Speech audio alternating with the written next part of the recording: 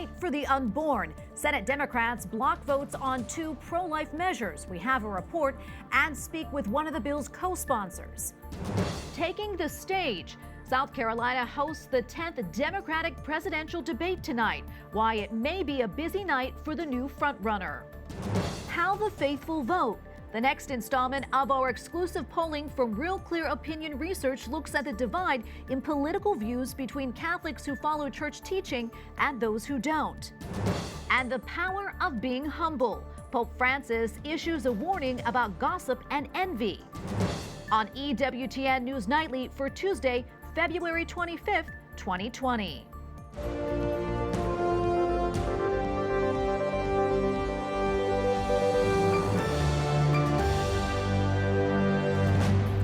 Good evening and thanks for joining us tonight. I'm Tracy Sable. The Senate fails to pass 2 pro-life bills. The first one, a 20-week abortion ban, and the second, a measure to protect babies born alive after surviving an attempted abortion. Correspondent Mark Irons reports now from Capitol Hill. Mark?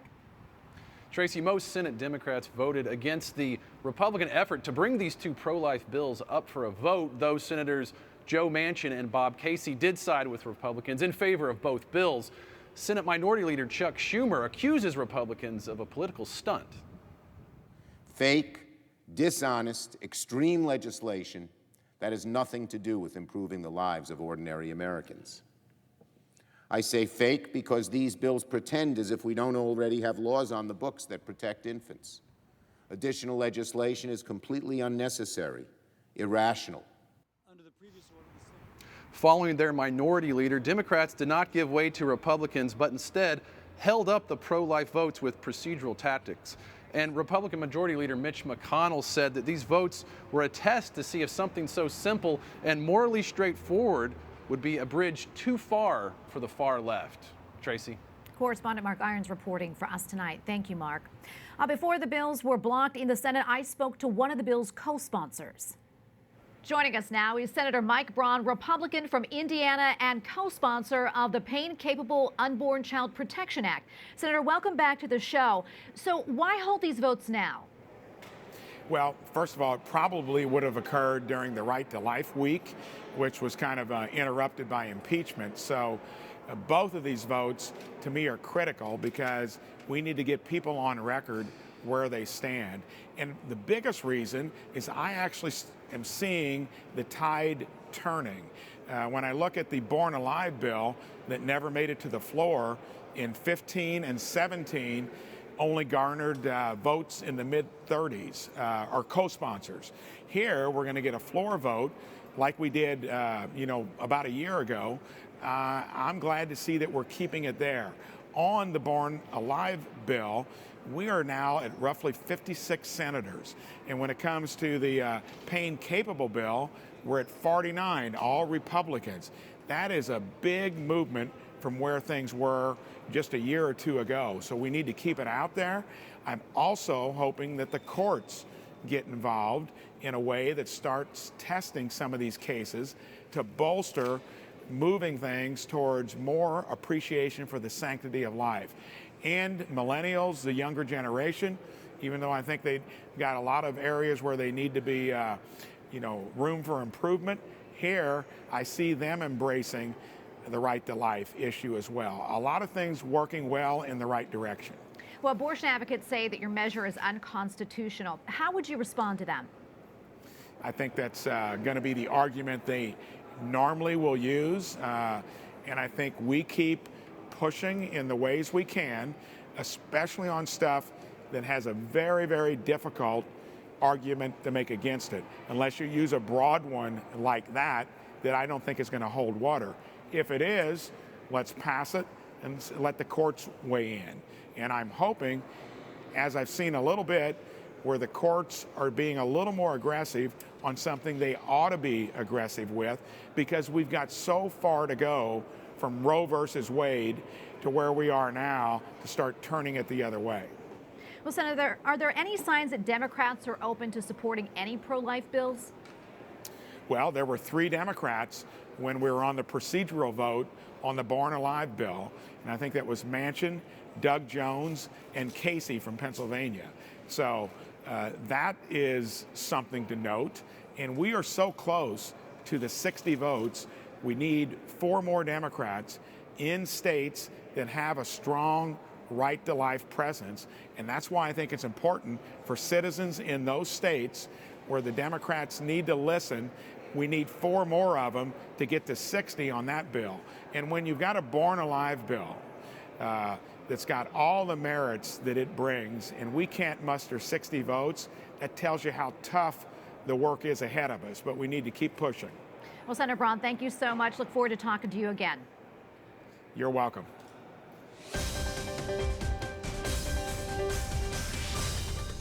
Well, the next stop in the road to the White House is the South Carolina primary taking place this Saturday. But tonight, Democratic presidential candidates will debate it out on the stage. Senator Bernie Sanders has now emerged as the frontrunner, and his rivals see tonight and this weekend as one of the last chances to knock him off his perch. Joining me now to discuss the debate and the race is Philip Crowther, international affiliate reporter for the Associated Press. Philip, good to see you again. So now it seems Bernie Sanders is the front runner at this point. What should he be expecting tonight, and what can we expect from him? Well, look, most likely there'll be attacks coming from all sides, and literally all sides, because the senator from Vermont will be center stage. There will be 7 candidates altogether. Maybe all 6 of them will be going after Bernie Sanders, with the notable exception maybe of Senator Elizabeth Warren. The 2 of them haven't really attacked each other that much in the past. Now, why is this happening right now? Well, because Bernie Sanders very quickly after the caucuses in Nevada has established himself as the front runner in this race to become the nominee in the Democratic Party. And a lot of candidates on the moderate side, of which of course there are so many, seem to have only really found out this late in the game that this might be a last chance saloon to topple Bernie Sanders off his very new perch. And this is why you'll probably see the likes of Vice President Joe Biden, former mayor of South Bend, Indiana, Pete Buttigieg, but also Mike Bloomberg, former mayor of New York City, all of them most likely going after Bernie Sanders. What do we expect from him? Well, something new, because he admits it himself. It's a bit of a strange position for this perennial outsider to be in. He is now the front runner, the one who will be attacked by everybody else. Well, you mentioned by Mike Bloomberg. He did not do so well in those debates the last time. This is his second debate now. What can we expect from him? Yeah, it simply has to be a better performance, of course, from Mike Bloomberg. Last time around was a halting performance at best, though it improved in the second half of that debate in Las Vegas. This time he's had a little bit more time to practice, and indeed he has. He pushed back a town hall he was going to have with CNN in order to organize and practice that little bit more for this debate. So expect him to go after Vermont Senator Bernie Sanders, no doubt about that at all. But also remember last week how he was attacked by Elizabeth Warren, the senator from Massachusetts. Maybe he will want to get one over on her as well. This will be a candidate who will be on the attack this time around. Well, quickly, Philip, former Vice President Joe Biden, he is predicting that he will win South Carolina. We've heard that.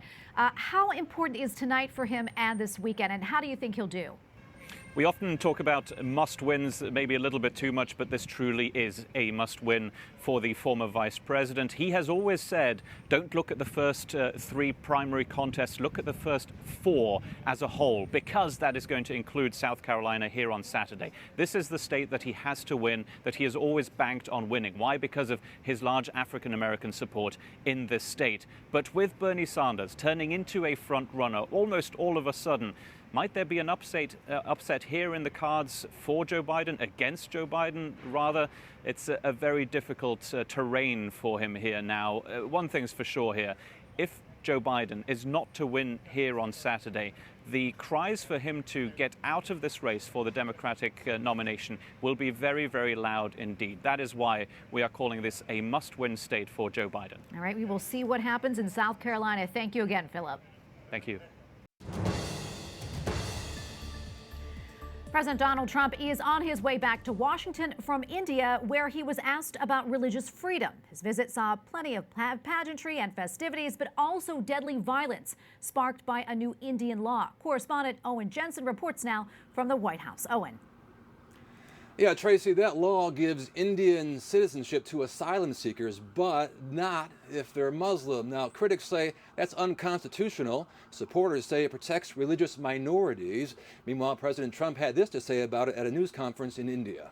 We did talk about religious freedom, and I will say that the Prime Minister was incredible on what he told me. He wants people to have religious freedom, and very strongly. And he said that in India they have worked very hard to have great and open religious freedom.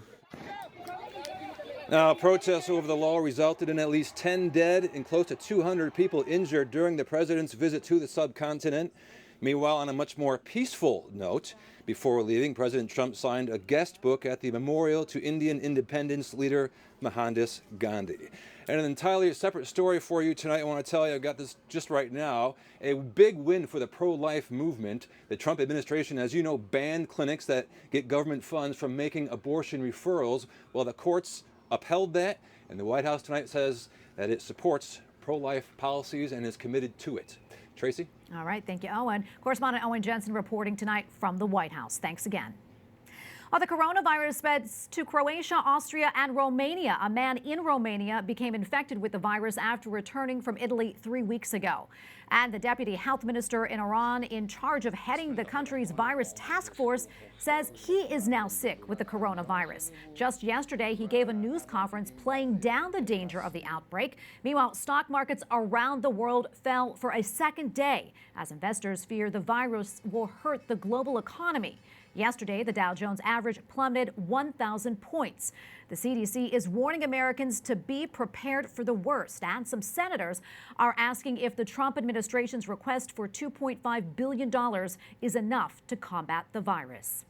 Mixed reaction to the death of former Egyptian President Hosni Mubarak. State TV in Egypt reports the 91-year-old died in a Cairo hospital. Mubarak was the face of stability in the Middle East, leading Egypt for almost 30 years. He was a strong U.S. ally and helped American presidents in trying to bring peace. But to most young Egyptians, Mubarak was a dictator who was forced from power in the 2011 Arab Spring uprising. Coming up, a look inside the numbers on our exclusive polling on the Catholic vote and the 2020 election.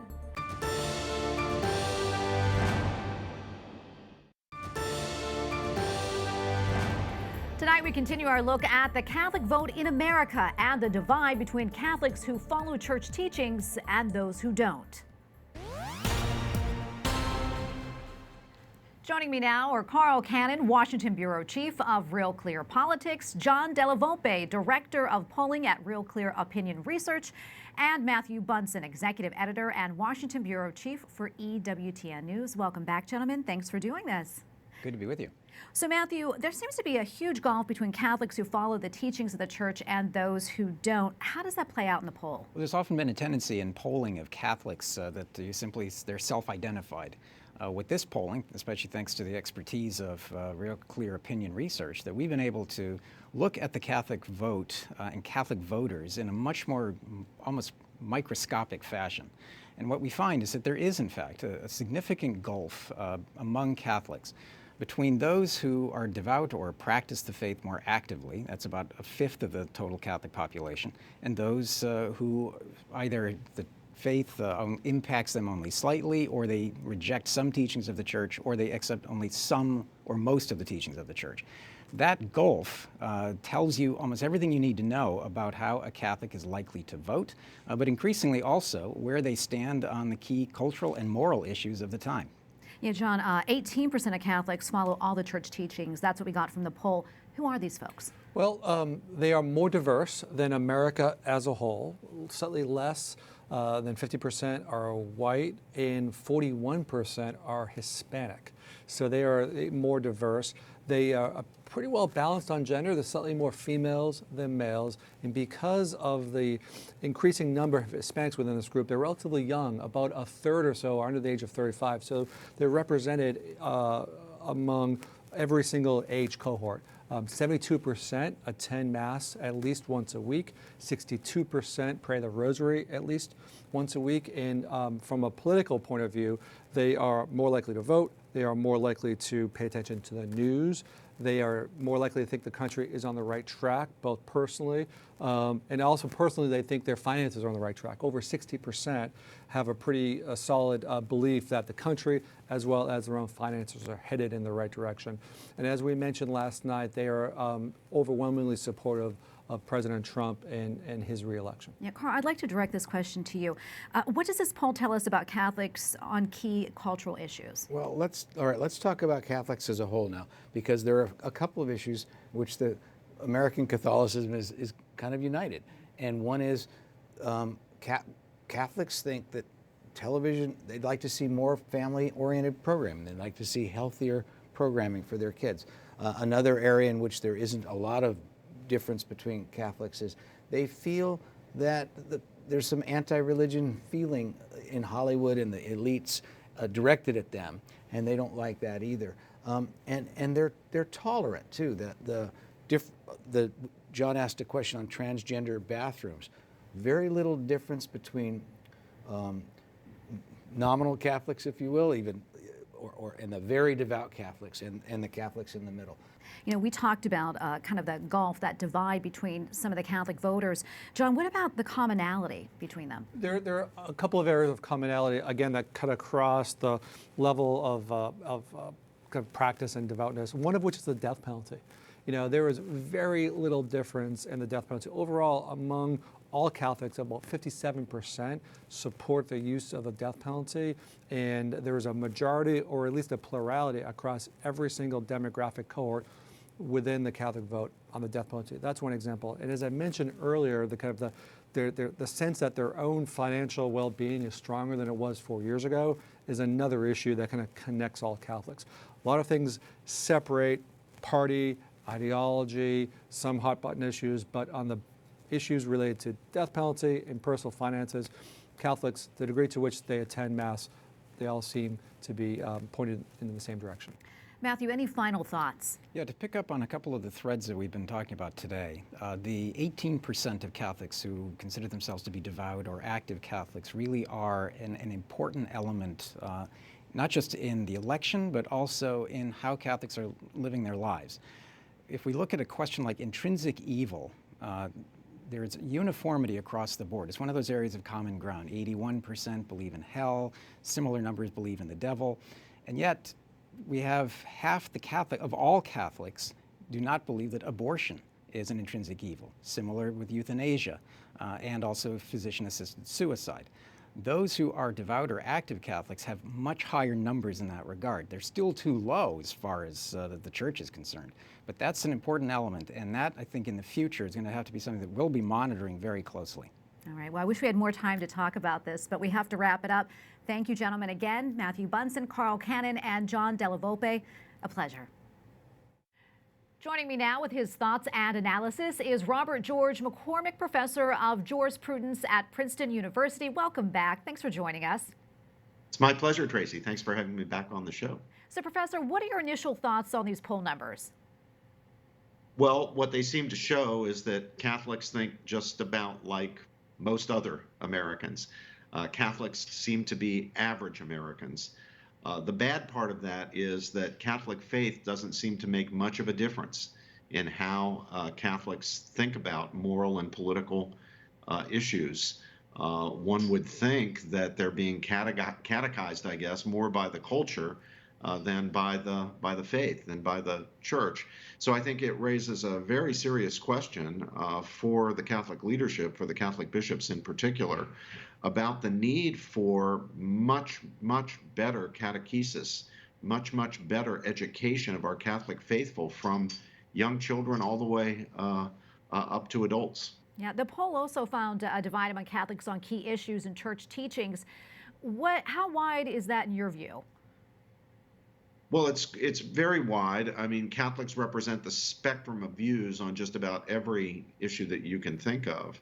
And there are large numbers of Catholics, if we can use a right-left spectrum, from the right to the left. There's a pretty broad distribution of Catholics. And even on issues on which the Church has taught very clearly, abortion, assisted suicide, death penalty, where there are clear Catholic teachings, even many self-described faithful Catholics, even Catholics who claim to believe everything that the Church teaches, actually hold views at variance with what the Church teaches. Again, showing that there's a very deep problem with education, with catechesis, with the training of our Catholic people with their understanding of what the Catholic faith is all about.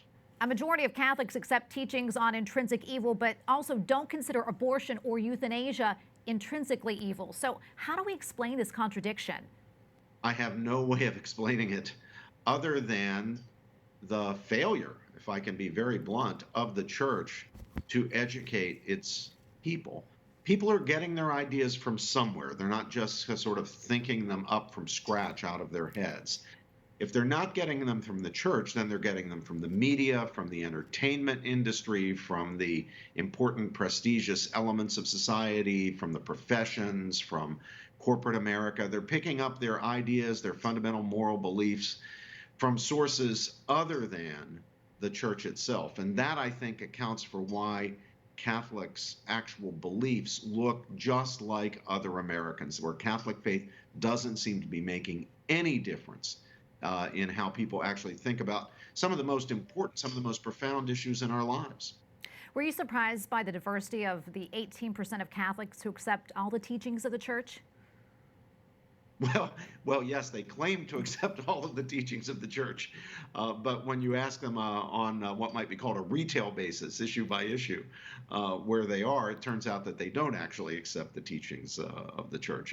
A substantial number, for example, don't accept the teaching that the child in the womb is just as much a human being and a person and entitled to fundamental rights as any other member of the human family. I mean, how on earth can you claim to believe everything that the church teaches and then dissent from the church's teaching when it comes to something as basic as the universal right to life of each and every member of the human community?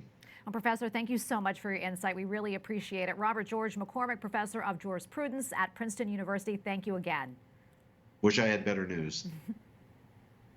And to see the full results of the polling and to learn more, just go to EWTNnews.com/poll. The Supreme Court will decide if the city of Philadelphia was correct to terminate its relationship with Catholic Social Services because the agency did not work with same-sex couples in providing foster care. The agency says it also does not allow unmarried couples who live together to foster children under its program. The case will be heard later this year. Up next, Pope Francis tells us why we should aspire to serve others, and a special request for the faithful regarding Ash Wednesday.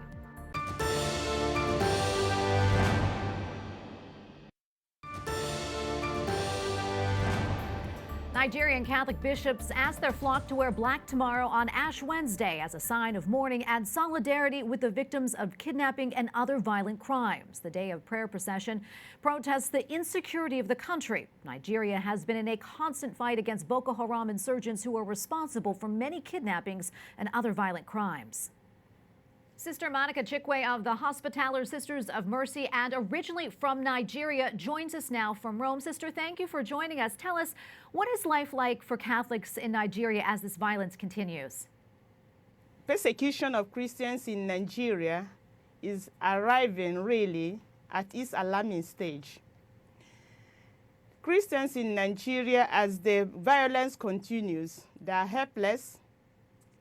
They are being terrorized every day, many kidnapped, and a massive number killed. So the Christians in Nigeria are living this situation for many years now, but now is reaching its alarming stage. And the only consoling thing that I find in them is that even though they are being persecuted, they still hold firm to their faith. Many of them know that going to church, they will not come back, but they still go because they want to defend their faith. And in these recent days, many Christians, especially in the northern side, are being killed, rendered homeless, and sent away from their villages. Many in the east, especially priests, seminarians, committed Christians, are being killed, kidnapped, tortured, and still they continue to proclaim Jesus as their only Savior. They continue to hope in God, and they are helpless because they can't fight back. What is the government and the Catholic Church in Nigeria doing to stop all of this violence? The most paralyzing and fearful aspect of the whole issue is that the Nigerian administration is helpless. The terrorist group have overpowered the government. No security. Even though the heads of Christians are rolling every day, the government has nothing in place to rescue the situation.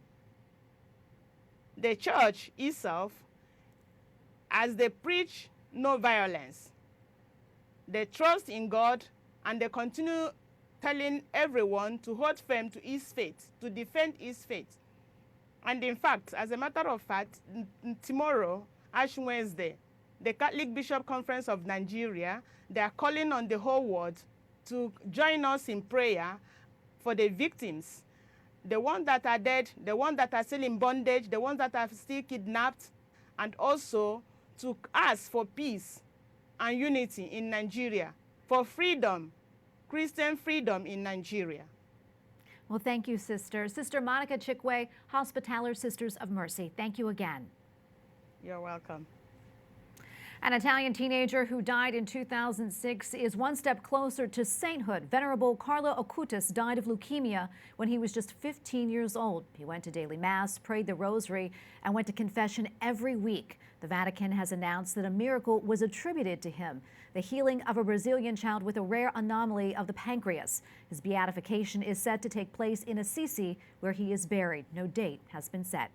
And you can read more about 2 other miracles approved by the Vatican at our sister publication, CatholicNewsAgency.com. Pope Francis says service is the measure of greatness in the church, not titles. Quello che serve tutti. At his daily mass, morning mass, the Holy Father said, when we compromise the gospel, we choose a worldly spirit, the enemy of God. Pope Francis warned against envy and gossip and added the only way against worldliness is through humility and serving others. We thank you for watching tonight. For the entire EWTN News Nightly team, I'm Tracy Sable. We're back tomorrow with more news from a Catholic perspective. Good night and God bless.